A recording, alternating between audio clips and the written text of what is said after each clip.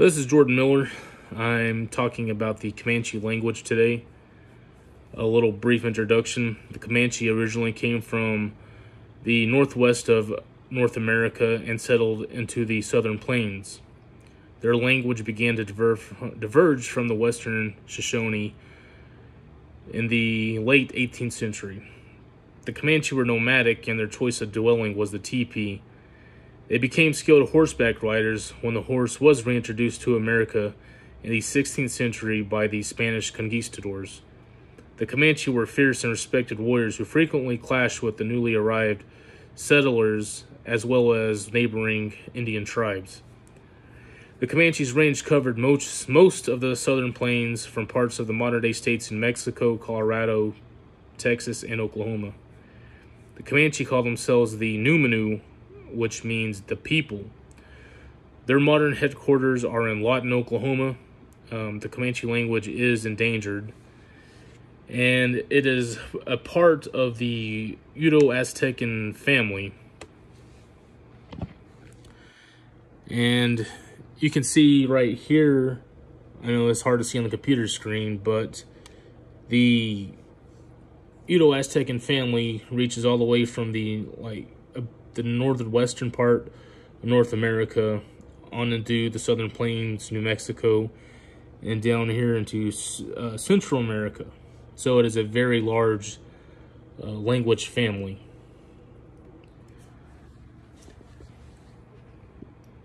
The Comanche language, as part, like I mentioned before, is very endangered. The Comanche language was aided by having an alphabet created by Dr. Alice Anderton, a linguistic anthropologist from the University of Oklahoma. The Comanche did not have an alphabet prior, and they officially adopted her system in 1994. The language itself is very endangered, as mentioned before. However, the Comanche have created a revitalization project thanks to Dr. Catherine Brenner. She is the director of the language planning and development. Through her efforts, the Comanche have received grants from the American Philosophical Society and the Endangered Language Fund's Native Voices Endowment, to name a couple. Dr. Catherine Brenner has worked closely with the Comanche speakers, and they plan to use the funds for community meetings and also implementing goals to strengthen their language.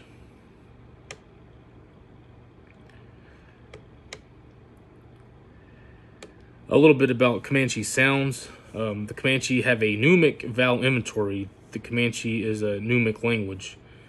They distinguish vowels by length, and they can either be short or long. Short vowels can be lengthened when they are stressed.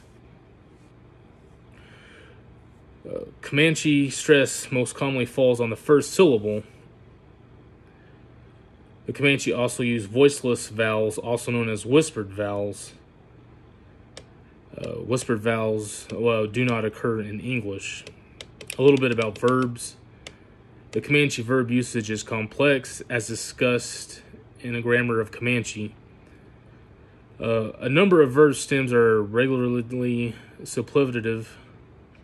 The verb stem may occur in a wide range of prefixes and affixes. The verb stem is highly complex. Morphologically, verbs can be highly complex. The verb root may often the verb root may and often does stand alone as a verb stem.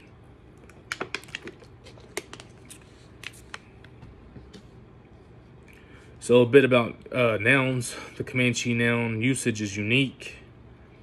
Many of the nouns occur with an absolute suffix when they are not a member of a compound, incorporated, or followed by a proposition.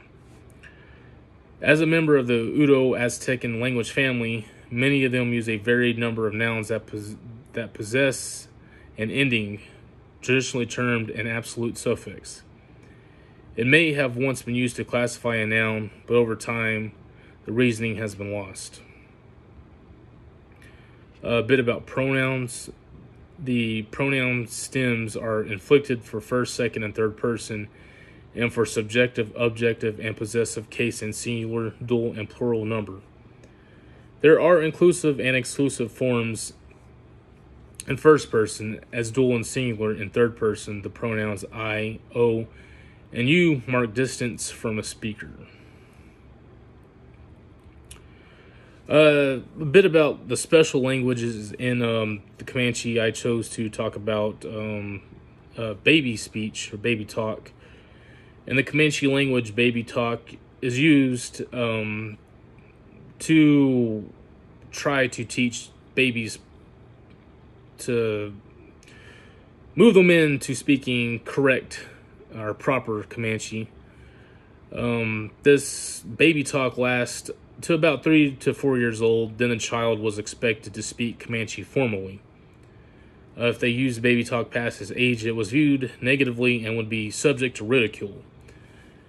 Many phrases in Comanche are one-word sentences. Phrases can mean several things expressed in different ways.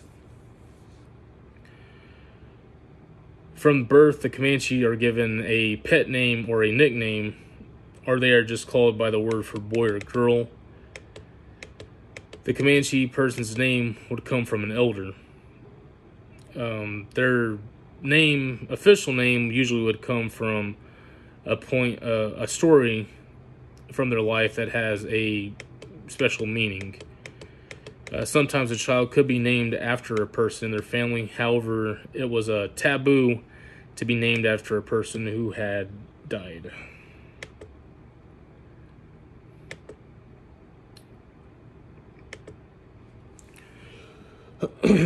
So, a little more about the history of the Comanche. They were, again, respected as fierce warriors. They frequently had clashes with neighboring tribes. They had frequent clashes with settlers, especially in Texas and everywhere else in the Southern Plains, really. They were coveted as trade partners, but they had a tumultuous relationship, to say the least, with Mexico, Spain, and the United States.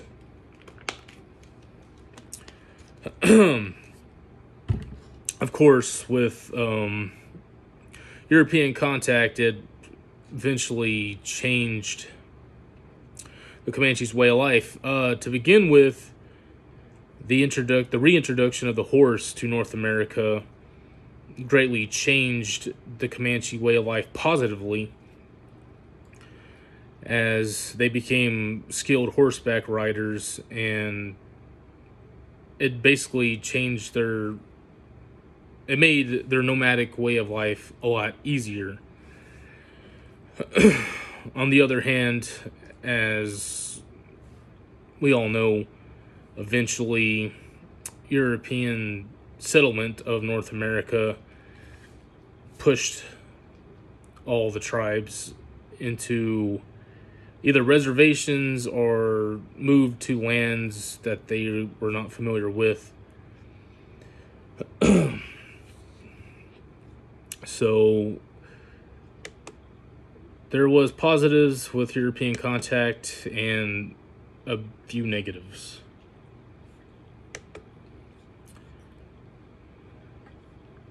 So again, Comanche is a Numic language, a part of the Uto-Aztecan family. They, again, are very closely related to the Shoshone. So if we look at the word one, in the Comanche, it is Sumu, but in Shoshone, it is Simi, but it looks very similar.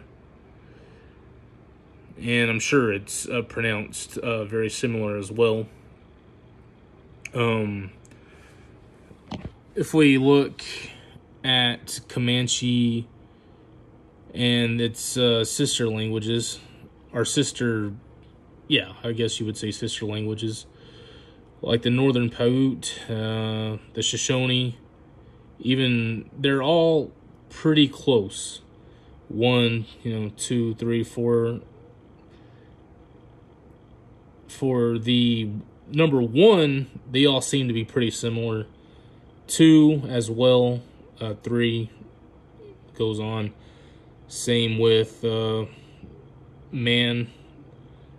If you look at Comanche, and then if you look at Shoshone, that seems a bit different. So that time and geographical distance has made those words sound particularly different.